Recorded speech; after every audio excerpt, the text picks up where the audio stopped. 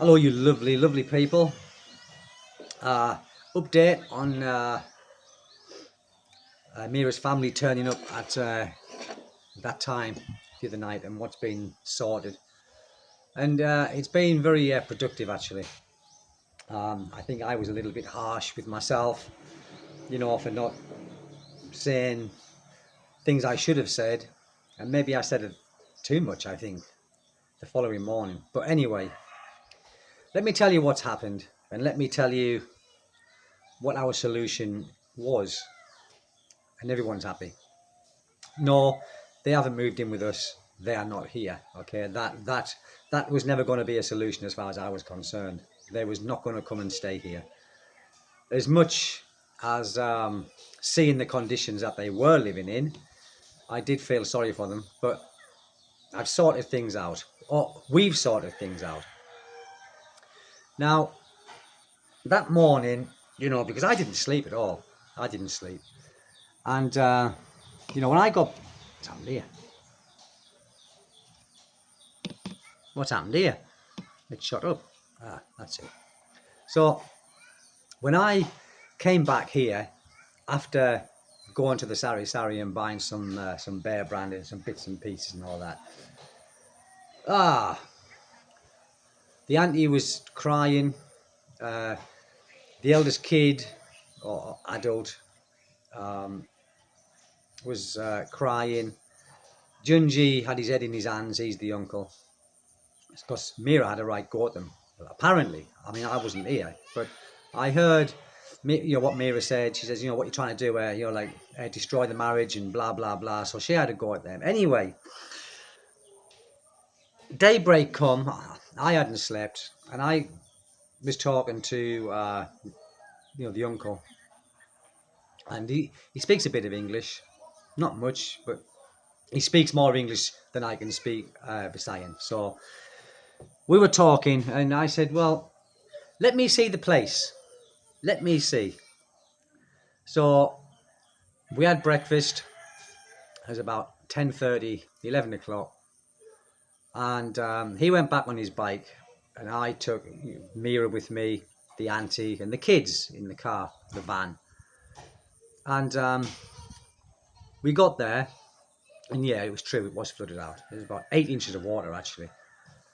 And no electric. And that's what they were saying. And I'm thinking, well, a brownout. It's a brownout. And it wasn't a brownout. It was shorted out because of the water. And not the water that was coming in through the doors. It was the water that was leaking through the roof onto the, the electrical wires in the ceiling that was hanging down. So it was a pitiful state. And they simply can't live there. They can't. You wouldn't expect a dog, to live in those conditions, all right? Even if there was no rain, it's got mold, it's this, it's that. And I said, right, because you've got to get out of here anyway, because the person who owns that land, he wants to develop that land into flats. Obviously, he'll have to put it on stilts because of the overspill off the rice fields. And incidentally, there was a couple of comments that were saying, can't you go to the the authorities and say about the flood control? No, it's pointless. In these little provinces, it's pointless. Nothing gets done in these little places. You can go and make a, you can go and ask and write a statement or whatever they do, but nothing will get done about it. So the place was in a mess. And I mean, in a mess, whereas there's mold, the electrics were shorted out, and I tried to trip it back on, and it just tripped straight back off where, it's still sopping wet up, in the ceilings, what there is of ceilings, because the roof was rotted. And I replaced the roof about a year and a half. Well, I didn't replace all of it. I replaced a few of the sheets. Anyway, it's just rotted out, because they didn't paint it. I said, you got to paint that roof. I didn't get them, the coloured roof. I just got them the sin roof. And I said, you got to paint it, And I did buy the roof paint, actually, but they just never did it.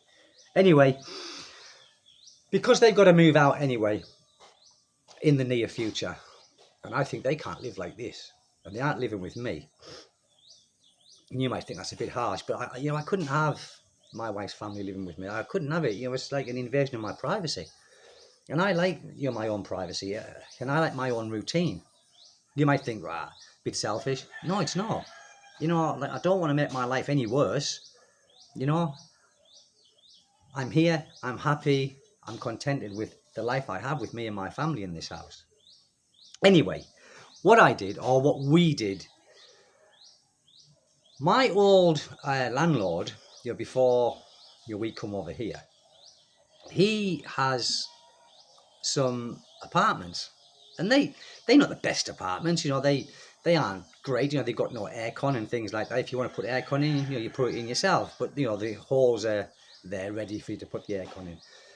So I said, right. I said, let me go and see my old landlord and see if he's got any apartments. And he was cheap as well. So I went round there. He wasn't in. So I went back to them and I said, he's not in at the moment. I said, have you got any ideas? Do you know anyone who's got any places for rent? Cheap, cheap. And they said, no. So I stayed there, helped clean out the water. My wife was out cleaning out the water. And it was a pitiful state, people. It was, honestly, by anyone's standards. And the mould, and it's the kids growing up in that as well. It can't be good for the chests. Anyway, I went back. I thought I had this landlord's phone number, but I've changed phones since then, and I didn't save it to my SIM card. It was saved to the phone, and I didn't have his numbers. So I kept going back round, wasn't there, and then his wife was there, and I said, where's King Ray? His name is King Ray. And he said, he's in Essingdangen. He said, will be back later on. Why is that? And I said, have you got any places? And they said, we have, yeah. And I said, what is it? How much? And blah, blah, blah. And they said, it's the same price as it was there when you was here. And that was 4 or 5 years ago. And then it was 4,500 pesos. And that included internet. It includes internet. These apartments are not very big. They are 2-bedroom apartments. You've got a fence around it, so you can park your bike in there. You can lock your gate up, all that sort of stuff. I said, right. And I explained the situation. And I said, it's not for me. I said, it's for my wife's family. And I said, oh yeah, they live in Abanicap, don't they? I said, yeah, they do. And I said, it's always flooded out. I said, yes, it is. I explained that they come here at 11:30 at night and blah, blah, blah. And so she showed me the place. I said, right, this is great. I said, how much is the deposit and blah, blah, blah. And do you know something? Because I explained the situation to her, and she said, no deposit. No deposit, just a month's rent in advance. I thought, well, that's really nice of her. Because when I was there, she wanted 3 months rent in advance and a month's deposit, I think it was. It was that. Well, this was only 1 month's rent in advance. And it was the same price. It was 4,500, including fibre optic, unlimited internet, which runs from their house, and they just put like a router in there. It's like a serious thing. And when I was there, it worked brilliant. So I went back and I explained, they were so happy. Even the uncle had tears in his eyes, and I've never seen him like that. He's a very quiet man. He's all right. The uncle is all right. He tries. He's working on construction, and during the day and evening time, he does habble on his motorcycle. So he's a trier. He's not a lazy man. He's a trier. But they have his brother is very lazy, and that brother was the one who was here splashing paint everywhere. When he was doing the roof, and it was covered in paint. Now he doesn't do anything. He's proper lazy. So I said to Mira's uncle, what you going to do with, I won't mention names, with your brother? And he said, he says he can't come now. So I said, where's he going to go? And they said, well, he will go to Osamis, because they've got family also in us armies. So he'd already gone anywhere. He bailed out. Like he left his brother and his sister-in-law, and he just went. He just thought of himself. So he's gone. Uh Now they are in there right now. By the way, they are in there right now, and they are really really happy. But people, when I saw that place, it was in a piss poor state. Seriously, seriously. And I know, like a lot of you will say, "Oh, you're stupid for doing it," but if you'd have seen those circumstances, I'm sure you'd have done something, just like I have. Now, I paid for the month's rent in advance. It was only 4,500. Junji has the capability, because he's working, he gets 600 pesos a day on the construction. And I think, I don't know what he earns in his, his habble, because it's different every time. And I said to him, I'm only going to pay for this month, okay? I'm only paying for this month. Can you afford 4,000? And he said, yes, no problem at all. No problem. The only thing they've sacrificed is they used to have a little sari shop, which never used to do any good anyway. There were so many people who had utang and didn't pay it. They were always bankrupt. So I said, he's probably going to do you a favour not having that shop. They are in there now. He has said to me that he can afford to pay it, because I said to him, I said, if you can't afford to pay it, you let me down, for doing this, and you're letting yourself down, and you're letting your family down. Yes. My wife is so happy as well that I've done that. I think I've earned some brownie points. But it wasn't about the brownie points. It was about them. Because when they came here because they didn't have anywhere else to go. And it was that time of night. And there was no electric because it had shorted out. And I thought he's on about a blackout. He said, there's no electric, there's sparking. And I thought, no. And it wasn't sparking when I went there because it was tripped out.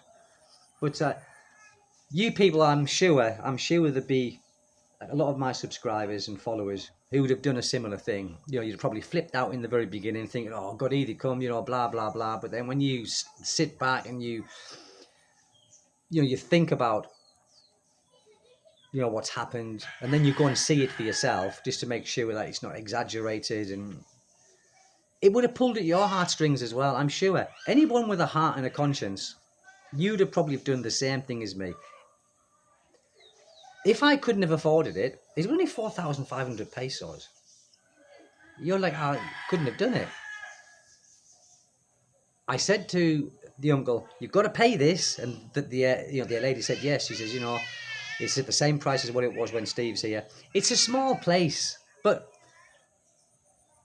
where they were living, they could only live in a certain part of the house, because in other parts of the house, you couldn't. You could see daylight through the walls because it wasn't hollow block and all that. It was Hardiflex. Well, it was hollow block, I think, to about 3 or 4 feet. Then it was Hardiflex on the outside, and on the inside, it was just plywood. Well, they've been there for years. They've been there for as long as I've been with Mira, and probably the same time again before. So they've probably been there 14 or 15 years. And it's just rotted out, and because it was all coconut wood, the framework was all coconut wood. It was all termites have eaten it out. So it was, that's why it's all collapsed, and all the ceilings are collapsed, and the roof where the sin was, all that's collapsed in because it was all coconut wood, and it doesn't last that long. It doesn't. It's the termites' favourite. They love that wood, or that grass, whatever you want to call it. Because I think coconut lumber is a form of grass, I think. But they in there now, and my wife is still there. She's there, she's sorting bits out, because they haven't even got no furniture as such. I said, look, we've got a few little bits and pieces you can have. We've got a couple of bamboo chairs that we don't use. We've got a couple of little bamboo tables that we never use. So when I came back, I put them in the car and I drove back and I give them, and we had some, they got some saucepans and all that sort of stuff, but I give them some bits that we don't use. some bits that's just collecting dust. So Mira's in there helping them sort things out and all that kind of stuff. I think she's coming back. Well, she'll give me a message.